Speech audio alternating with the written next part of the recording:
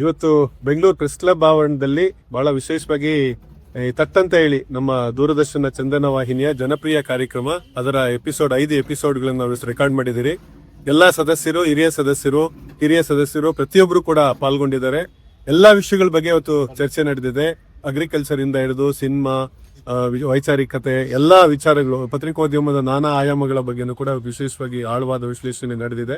ನಿಜಕ್ಕೂ ಇದು ಬಹಳ ಒಂದು ಅರ್ಥಪೂರ್ಣವಾದ ಕಾರ್ಯಕ್ರಮ.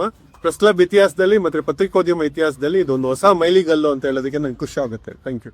ಬ್ಯಾಂಗ್ಳೂರ್ ಪ್ರೆಸ್ ಕ್ಲಬ್ಬಲ್ಲಿ ದೂರದರ್ಶನ ಚಂದನ ವಾಹಿನಿಯ ಥಟ್ಟಂತ ಹೇಳಿ ಕಾರ್ಯಕ್ರಮದ ಪರವಾಗಿ ಒಂದು ಕಂತಿನ ಧ್ವನಿ ಮುದ್ರಣ ಈಗಷ್ಟೇ ಪೂರ್ಣಗೊಳಿಸಿದ್ವಿ.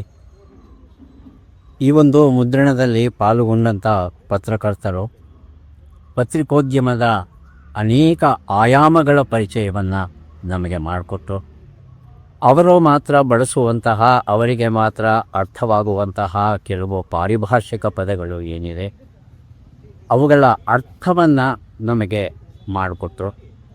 ಕೆಲವು ಸಂದರ್ಭಗಳಲ್ಲಿ ಉದಾಹರಣೆಗಳನ್ನು ಸಹ ಕೊಟ್ಟಿದ್ದಾರೆ. ಹಾಗಾಗಿ ಆ ಶಬ್ದಗಳ ಅರ್ಥ ನಮಗೆ ಸ್ಪಷ್ಟವಾಗಿ ತಿಳಿಯಿತು.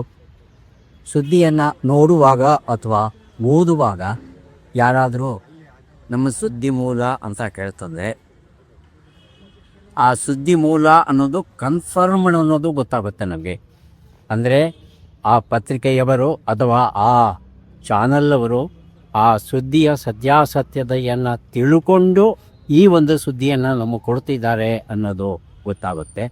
ಹಾಗೆಯೇ ಈ ಆಫ್ ದಿ ರೆಕಾರ್ಡ್ ಅಂದರೆ ಏನು, ಲೀಕ್ ಅಂದರೆ ಏನು ಇತ್ಯಾದಿ ಕೆಲವು ಪಾರಿಭಾಷಿಕ ಪದಗಳೆಲ್ಲ ನಮಗೆ ಪರಿಚಯ ಆಯಿತು. ಒಟ್ಟಲ್ಲಿ ಈ ಸಂಜೆ ಇಲ್ಲಿ ನಾವು ಏನು ಮುದ್ರಣ ಕಾರ್ಯ ನಡೆಸಿದ್ವಿ, ಇದರಿಂದ ವೈಯಕ್ತಿಕವಾಗಿ ನನಗಂತೂ ಸಾಕಷ್ಟು ಮಾಹಿತಿ ಗೊತ್ತಾಗಿದೆ. ಜೊತೆಗೆ ಈ ಕಾರ್ಯಕ್ರಮವನ್ನು ನೋಡುವಂಥ ನಮ್ಮ ವೀಕ್ಷಕರ ಸಾಮಾನ್ಯ ಜ್ಞಾನವು ಹೆಚ್ಚುತ್ತೆ ಅನ್ನೋದು ನನ್ನ ನಂಬಿಕೆ. ಎಲ್ಲ ಪತ್ರಕರ್ತರಿಗೆ ಕೃತಜ್ಞತೆಗಳನ್ನು ಸೂಚಿಸುತ್ತಾ ಮತ್ತೆ ಭೇಟಿಯಾಗೋಣ. ನಮಸ್ಕಾರ.